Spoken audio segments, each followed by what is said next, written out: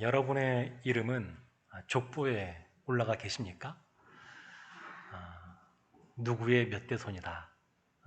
이러한 내용이 족보에 기록되어 있는데 우리는 그러한 족보와 별개로 우리 교회에는 요람이 있습니다. 네, 전자 우리 세순 요람이 있는데 그 요람을 보게 되면 직분도 나오게 되고 그리고 어디 소속인지도 기록이 되어 있고 그리고 어디에서 봉사하고 있는지도 나오는 것을 볼 수 있습니다. 그런데 이와 같이 누구의 몇 대 손이라고 하는 족보와 그리고 교회에서 이런저런 직분과 소속과 또 그 인원이 어떻게 되는지 나와 있는 이 요람 같은 그러한 모습의 그 내용들이 성경에도 들어 있습니다. 성경에도 창세기를 보게 되면 이와 같이 누가 누구를 낳고 이런 내용들이 기록이 되어 있고 신약이 시작되는 마태복음 1장 1절을 보더라도 아브라함과 다윗의 자손 예수 그리스도의 계보다 이렇게 하면서 누가 누구를 낳고 라고 하는 내용이 쭉 기록이 되어 있습니다. 그것만이 아니라 또 다른 내용이 있는데 모세오경 중에서 민수기를 보게 되면 그 뜻이 백성의 숫자를 기록한 책이라고 하는 그 말처럼 이스라엘의 인구 조사한 내용이 나오게 됩니다. 민수기 내용 보면 야곱의 12아들이 12지파를 이루고 그리고 출애굽하여 광야에 있을 때에 그들의 숫자가 장정만 60만 명, 그와 같은 그 숫자가 지파별로 가문별로 나오는 것을 볼 수가 있습니다. 그런데 이 두 가지의 차이점이 있습니다. 이 족보와 그리고 인구조사의 차이점이 있습니다.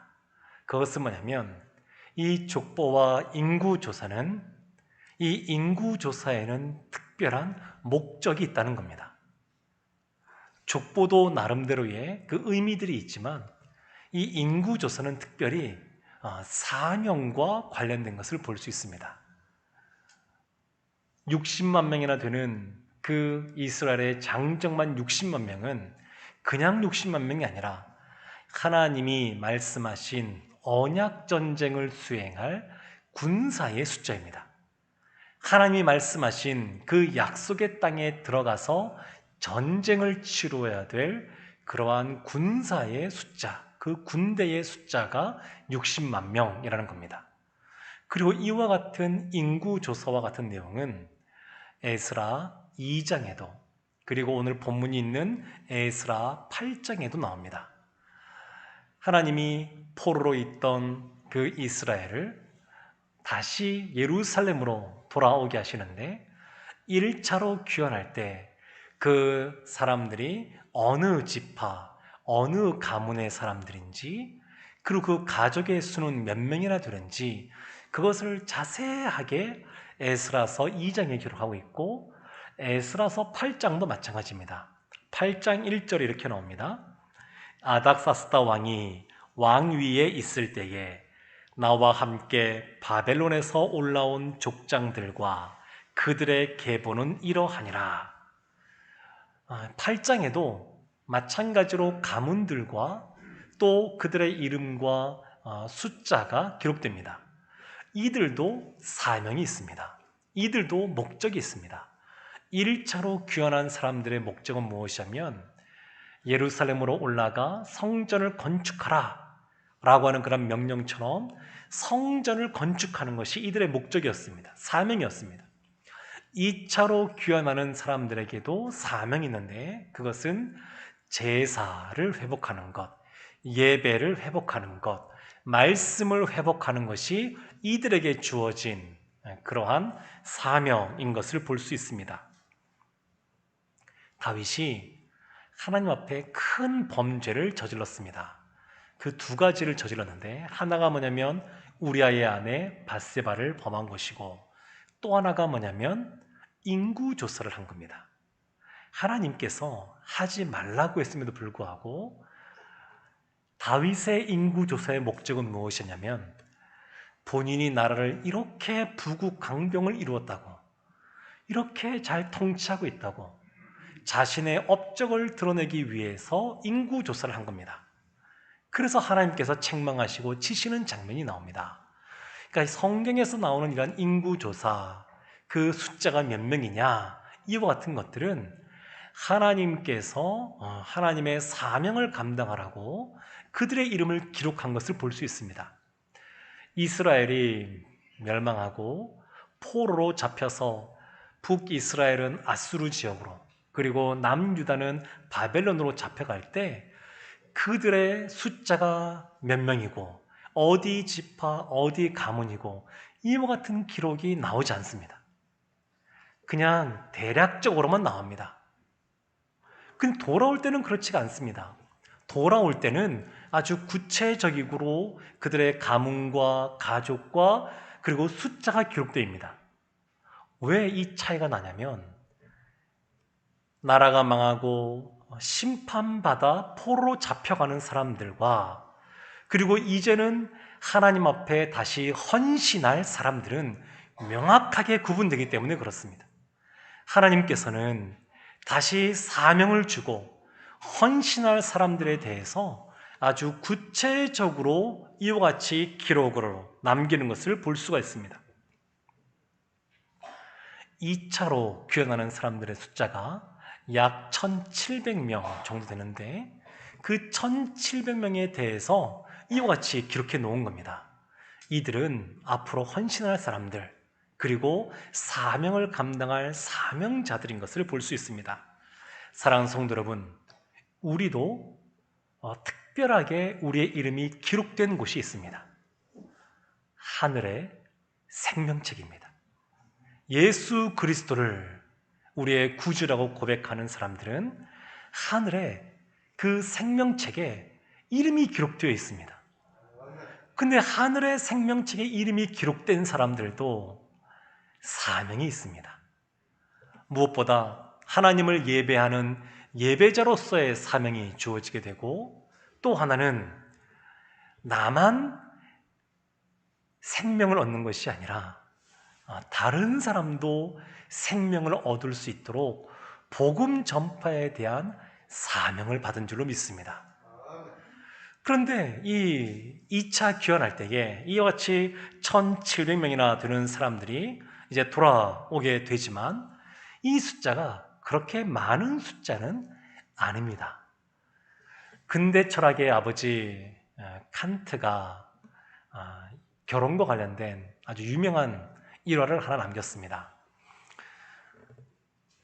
누가 보더라도 이 칸트 보기에 너무나 아름답고 사랑스러운 여인을 만났습니다.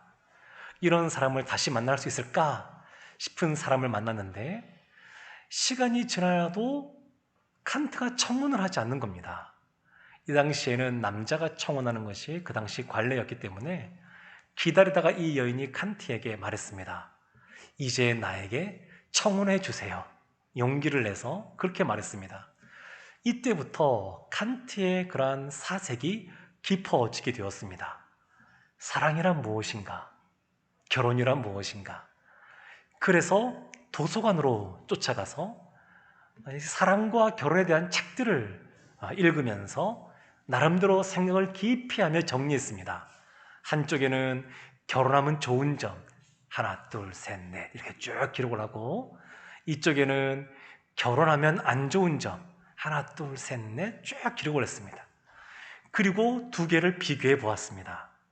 결론은 뭐냐면 결혼하는 것이 결혼 안 하는 것보다 낫다라는 것이었습니다.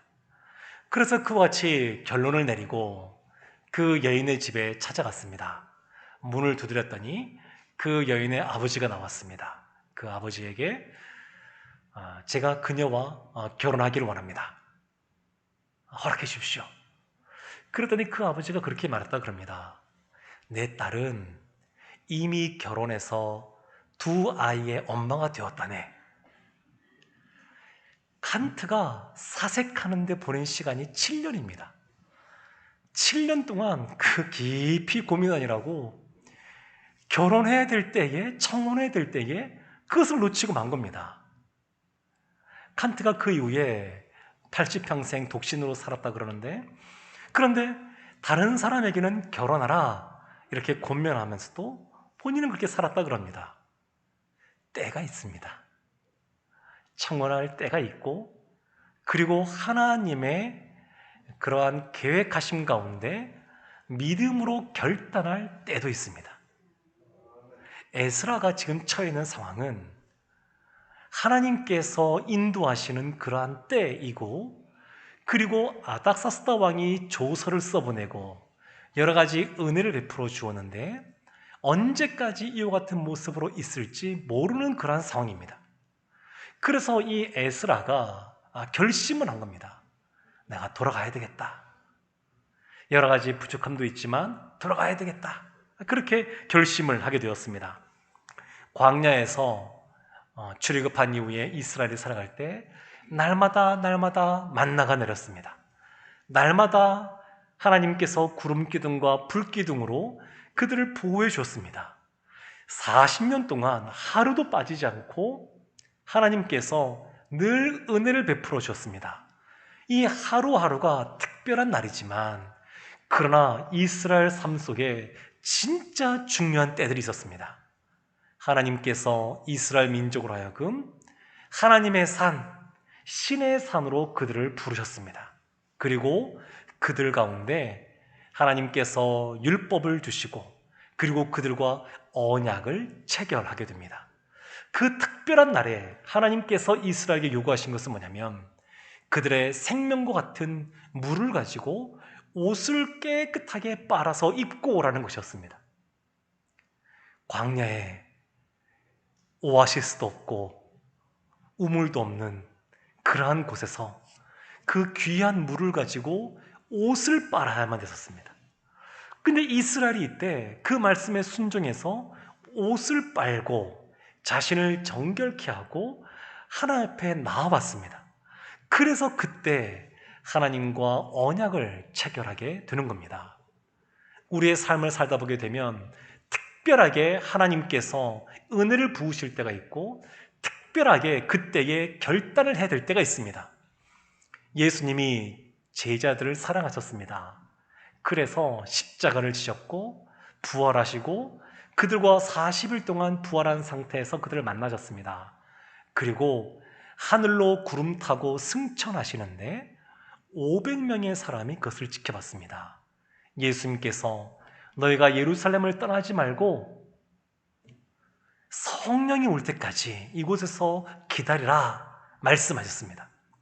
그런데 마가의 다락방에서 120명의 성도만이 모여서 열흘 동안 오로지 기도하는 일에 힘썼고, 결국 한 명도 빠지지 않고 그 모여있는 120명 전체가 다 성령의 충만함을 경험했습니다. 그런데 120명보다 더 많은 나머지 380명은 어디 갔을까요? 나름대로의 사정이 있었을 겁니다. 바쁜 사정이 있을 겁니다. 누구는 나는 이제 소를 샀다. 이제는 밭을 가려고 가야 된다. 누구는 나는 이제 장가 들었기 때문에 갈 수가 없다. 여러 가지 이유들이 있었을 겁니다. 그렇지만 하나님이 특별히 은혜 베푸실 그때에 그 헌신하지 않고 결단하지 않으면 그 은혜를 받아 누리지 못하는 겁니다. 역사적인 그 성령이 강림하는 그 사건, 오순절 다락방 그 사건을 경험한 사람은 500명 중에서 결심한 120명 뿐이었습니다. 에스라는 충분히 많은 것들이 갖추어져 있지 않았지만, 그러나 급하게 진행됨에도 불구하고 결단하여 예루살렘으로 돌아오기로 하였습니다.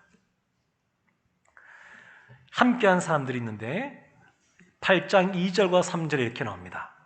비느하스 자손 중에서는 게르솜이요, 이다말 자손 중에서는 다니엘이요, 다윗 자손 중에서는 핫두스요, 스가냐 자손 곧 바로스 자손 중에서는 스가랴니, 그와 함께 족보에 기록된 남자가 150명이요. 비느하스는 누구냐면 아론의 손자입니다. 이다말은 아론의 아들입니다. 그러니까 그러니까 제사장들이 함께 한 겁니다. 아론의 16대 손인 이 에스라와 함께 돌아올 때에 제사장들이 함께 했습니다. 그리고 다윗의 후손, 다윗의 자손도 함께 하였다 이렇게 말합니다. 그리고 3절부터 14절까지는 12가문이 등장하는데 그들의 숫자가 1700명입니다. 출애굽할 때 12지파가 나온 것처럼 제2 출애굽인 이 바벨론에서 돌아오는 이 사건도 12가문이 등장하게 됩니다. 근데 한번 생각해 보십시오. 5만 명, 1차로 귀환할 때 5만 명이었습니다. 근데 2차로 귀환할 때 1700명, 여러 가지 가족 포함한다 그래도 5천여 명쯤 됐을 거로 보는데 그 정도 숫자가 돌아오는 겁니다. 부족하지만 많은 것들을 준비하지 못했지만 그러나 하나님의 때라고 여겨질 때 이 에스라가 결심하였습니다.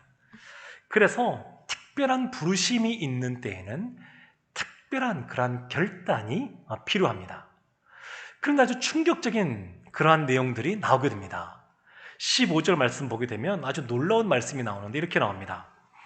내가 무리를 아하와로 흐르는 강가에 모으고 거기서 3일 동안 장막에 머물며 백성과 제사장들을 살핀즉 그 중에 레위 자손이 한 사람도 없는지라.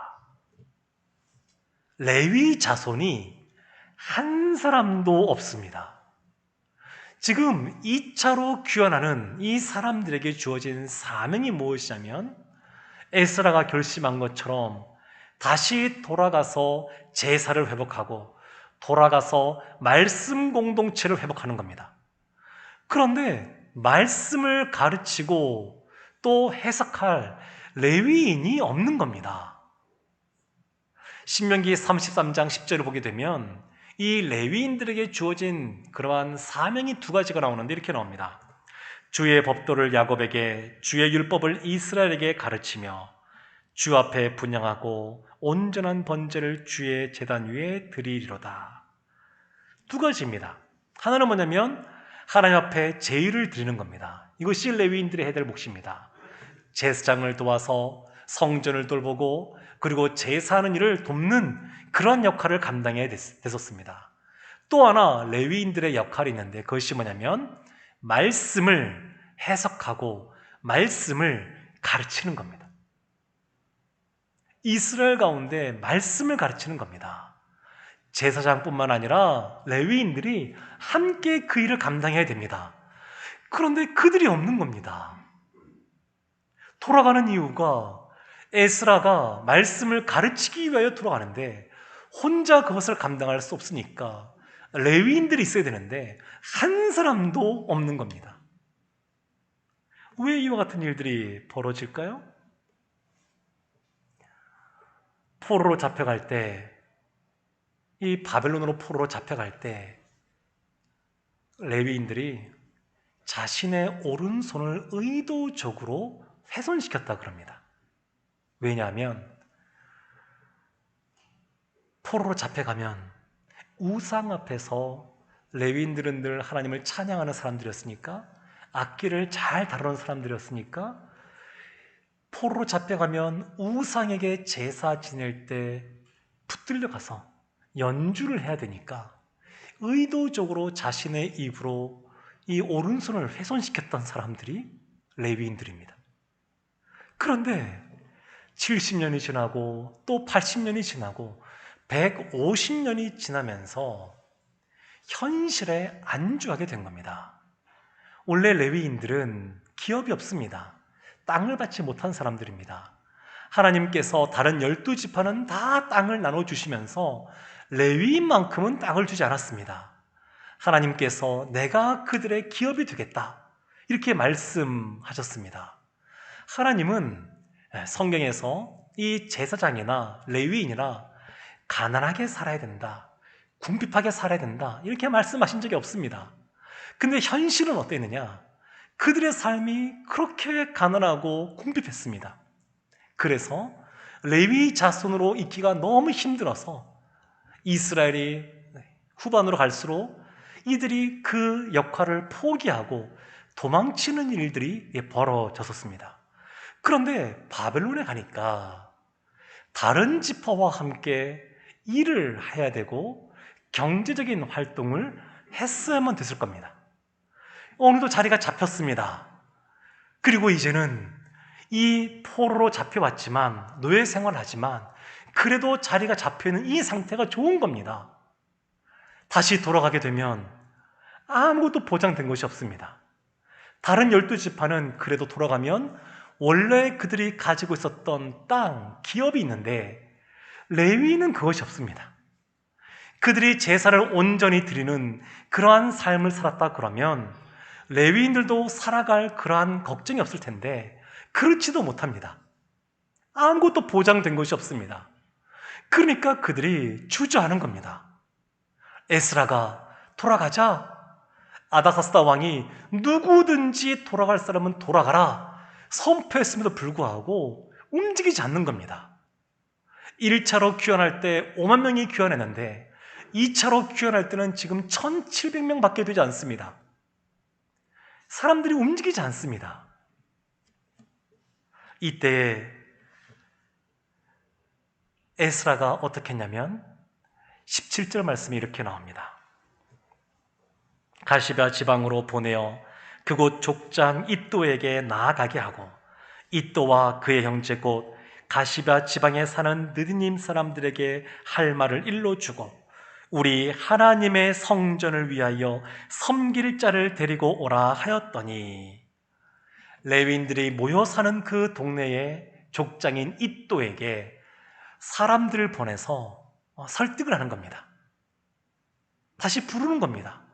그래도 우리가 우리 하나님의 성전을 위하여 함께 하자, 이렇게 했습니다. 그 결과가 18절에 이렇게 나옵니다. 우리 하나님의 선한 손에 도우심을 입고 그들이 이스라엘의 손자 레위의 아들 말리의 자손 중에서 한 명철한 사람을 데려오고 또 세레바와 그의 아들들과 형제 18명과 우리 하나님 여호와의 선한 손에 도우심을 입었다, 이렇게 말합니다. 하나님이 여기에서도 은혜를 베풀어 주었습니다. 총 38명, 40명 정도의 레위인들이 이 단시간에 결단하여 함께 합류하게 되는데, 이 40명 그러면 그거밖에 안 되느냐 이렇게 생각할 수도 있지만 이것도 하나님의 선한 은혜였습니다. 이 적은 숫자이지만 이들이 단시간에 자신의 삶의 모든 것을 포기하고 태어나서 한 번도 가본 적이 없는 150년 전에 우리의 선조들이 있었던 그곳으로 돌아가는데 40명이나 결단한 겁니다. 1차로 귀환할 때는 5만 명 중에서 제사장만 4,200여 명이 돌아왔습니다. 레위인들 341명, 또 다른 사람들 포함해서 성전을 섬기는 사람들이 거의 5,000명이 돌아갔었습니다. 성전을 건축하라고 할 때에 이와 같이 많은 사람들이 돌아갔었습니다. 근데 1차 때도 제사장에 비해서 레위인의 숫자가 적습니다. 왜 적을까요? 그만큼 이 레위인들이 돌아가기가 여러 가지로 어려움들이 많았던 것 같습니다. 에스라처럼 좋은 제사장도 있지만 홈리와 비나스처럼 안 좋은 나쁜 제사장도 있었습니다. 그래서 이들이 갑질을 행사해서 레위인들이 또 마찬가지로 어려운 일들을, 고통들을 많이 겪었다고 그럽니다. 그러니까 경제적으로도 궁핍하지요, 갑질에 시달리지요, 사람들로부터 그렇게 존경도 받지 못하지요, 자녀를 어떻게 키워야 될지 미래가 보이지 않는 그런 삶 속에서 이 레위 자손들이 선뜻 나서기가 쉽지 않은 상황이었습니다. 그럼에도 불구하고 하나님의 선하신 도우심으로 40명이 일어나서 합류하게 됩니다. 시편 84편 10절에 이와 같이 시인이 고백합니다.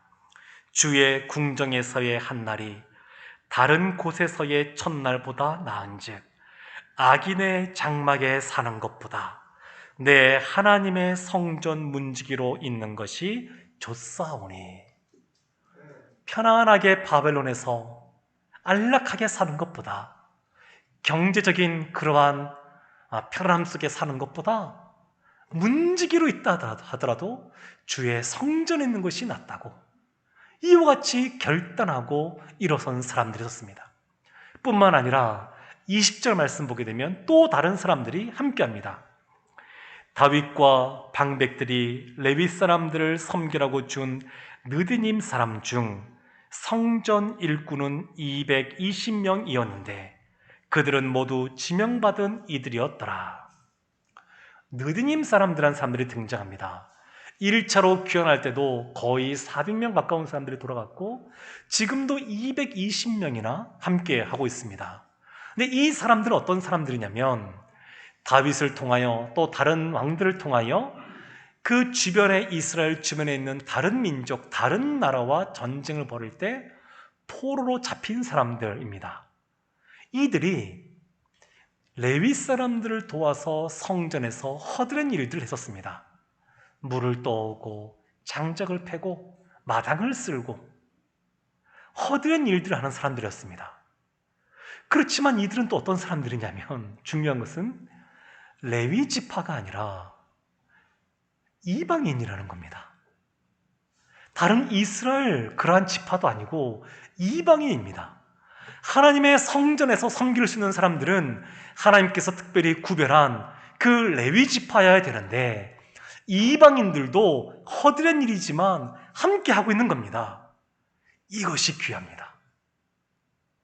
하나님의 일을 한다고 할 때에 우리가 오늘날도 마찬가지인데 교회에서 섬기는 그 어떤 것도 주님의 일이 아닌 것이 하나도 없습니다. 식당에서 밥을 퍼주고 설거지를 해도 주차 봉사를 해도 그 어떤 것을 해도 다 하나님의 귀한 일인 줄로 믿습니다. 하나님께서는 하나님 앞에 헌신할 사람들을 제한하지 않았습니다. 누구라도 돌아갈 사람들, 누구라도 하나님의 전에 와서 하나님을 위하여 섬길 사람들, 하나님께서는 그 문을 열어주었습니다. 1차로 귀환할 때 5만 명이 되는 사람들, 제사장만 4천 명이 넘고 하나님의 성전을 섬길 사람만 5천 명이 넘는 사람들이 돌아왔습니다. 그런데 그 결과가 무엇입니까? 성전은 재건되어서 어느 정도 회복이 되었지만 시간이 지나면서 하나님께 형식적으로 예배를 드리고 어느 순간 하나님부터 멀어지는, 하나님의 말씀을 알지 못하고 하나님의 말씀을 지키지 않는 안타까운 모습 속에 그들이 실패의 모습을 보이게 되었습니다. 5만 명이나 보냈는데 실패했습니다. 그러면 그 다음에 보낼 때는 어떻게 될까요? 적어도 5만 명보다는 더 많이 보내야 되지 않겠습니까? 근데 하나님은 그렇게 하지 않으시는 겁니다. 5만 명이 갔어도 실패했는데 단지 1,700여 명, 이들만 보내시는 겁니다. 앞서 보낸 것과 동일한 그러한 은혜를 주시며 동일하지만 더 큰 은혜를 주시며 이들만 보내시는 겁니다. 이것이 하나님의 방법입니다. 하나님은 하나님 나라의 일을 행하실 때에, 하나님의 뜻을 이루실 때에 사람의 많고 적음에 있지 아니하고, 그리고 얼마나 많이 준비되었느냐 그렇지 않느냐에 있지 않고 하나님은 하나님 방식으로 그의 일을 행하십니다. 사도 바울이 그래서 고백한 것이 있습니다. 고린도후서 12장 9절에 나에게 이르시기를 내 은혜가 내게 족하도다. 이는 내 능력이 약한 데서 온전하여 짐이라 하신지라. 그러므로 도리어 크게 기뻐함으로 나의 여러 약한 것들에 대하여 자랑하리니 이는 그리스도의 능력이 내게 머물게 하려 함이라. 아멘. 사도 바울이 자신의 육체의 연약함 때문에 하나님께 간구합니다. 근데 하나님께서 하시는 말씀이 이미 족하다. 이미 족하다.